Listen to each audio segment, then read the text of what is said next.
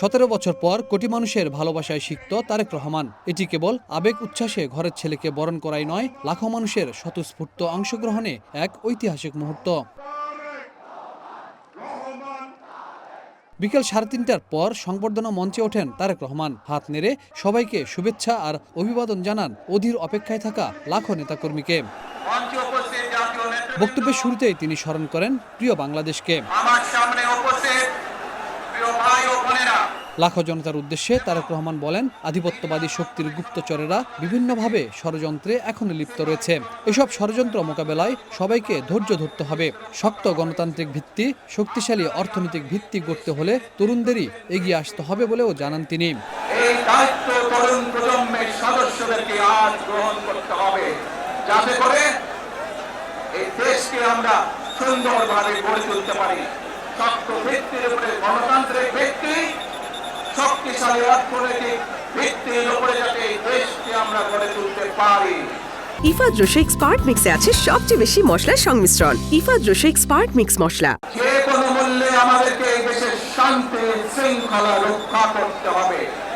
যে কোনো উস্কানের মুখে আমাদেরকে ধীর শান্ত থাকতে হবে।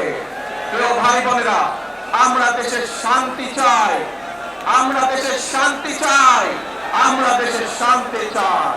স্বৈরাচার সরকারের আমলে গুম খুনের শিকার হওয়া মানুষের রক্তের ঋণ শোধ করতে হলে ঐক্যবদ্ধভাবে কাজ করার আহ্বান জানান তিনি। প্রজন্মের এক সাহসী সদস্য ওসমান হাদিকে হত্যা করা হয়েছে, ওসমান হাদি শহীদ হয়েছে। প্রিয় ভাই বোনেরা, ওসমান হাদি চেয়েছিল এই দেশের মানুষের জন্য গণতন্ত্র প্রতিষ্ঠিত হোক, এই দেশের মানুষের গণতান্ত্রিক অধিকার প্রতিষ্ঠিত হোক, এই দেশের মানুষ তাদের গণতান্ত্রিক এবং অর্থনৈতিক অধিকার ফিরে পায়। আজ 24-এর আন্দোলনে যারা শহীদ হয়েছেন, ওসমান হাদি সহ 71-এ যারা শহীদ হয়েছেন, বিগত স্বৈরাচারের সময় বিভিন্নভাবে খুন গুমের শিকার হয়েছেন, এই মানুষগুলোর রক্তের ঋণ যদি শোধ করতে হয়, আসুন আমরা আমাদের সেই প্রত্যাশিত বাংলাদেশ গড়ে তুলব। তারেক রহমান বলেন, পরিকল্পনা নিয়ে এগুচ্ছি আমরা। গণতন্ত্রের শক্তি বাড়াতে যত মানুষ আছেন সকলের সহযোগিতা দরকার বলেও জানান তিনি।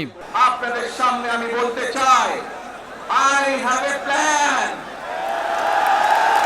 for the people of my country, for my country. আজ এই পরিকল্পনা দেশের মানুষের স্বার্থে, দেশের উন্নয়নের জন্য, দেশের মানুষের ভাগ্যের পরিবর্তনের জন্য। যদি সেই প্ল্যান, সেই কার্যক্রম, সেই পরিকল্পনাকে বাস্তবায়ন করতে হয়, প্রিয় ভাই বোনেরা, এই জনসমুদ্রে যত মানুষ উপস্থিত আছেন, এই সারা বাংলাদেশে গণতন্ত্রের শক্তি যত মানুষ উপস্থিত আছেন, প্রত্যেকটি মানুষের সহযোগিতা আমার লাগবে। হাসপাতালে ভর্তি প্রিয় মা কখনো আপনাদের ছেড়ে যাননি, তাই আমি আপনাদের সাথে আগে দেখা করতে এসেছি, জানালেন তারেক রহমান। আজ আপনারা জানেন, এখান থেকে আমি আমার মা দেশনেত্রী খালেদা জিয়ার কাছে যাব। এই একটি মানুষ, যে মানুষকে এই দেশের মাটি, এই দেশের মানুষকে নিজের জীবনের থেকেও বেশি ভালোবেসেছেন, তার সাথে কি হয়েছে আপনারা প্রত্যেকটি মানুষ সে সম্পর্কে অবগত আছেন। সন্তান হিসাবে আপনাদের কাছে আমি চাইব, আজ আল্লাহ দরবারে আপনারা দোয়া করবেন, যাতে আল্লাহ আমাদের তৌফিক দেন, উনি যাতে সুস্থ হতে পারেন। প্রিয় ভাই বোনেরা, সন্তান হিসাবে আমার মন আমার মায়ের বিছানার পাশে পড়ে আছে সেই হাসপাতালের ঘরে, কিন্তু সেই মানুষটি যাদের জন্য জীবনকে উৎসর্গ করেছে, অর্থাৎ আপনারা এই মানুষগুলোকে, যাদের জন্য দেশনেত্রী খালেদা জিয়া উৎসর্গ করেছেন নিজের জীবন, সেই মানুষগুলোকে আমি কোনোভাবেই ফেলে যেতে পারি না। এবং সেজন্যই আজ হাসপাতালে যাওয়ার আগে আপনাদের প্রতি সহ টেলিভিশনগুলোর মাধ্যমে যারা সমগ্র বাংলাদেশে আমাকে দেখছেন, আপনাদের সকলের কাছে কৃতজ্ঞতা প্রকাশ করার জন্য আজ আমি এখানে দাঁড়িয়েছি আপনাদের সামনে।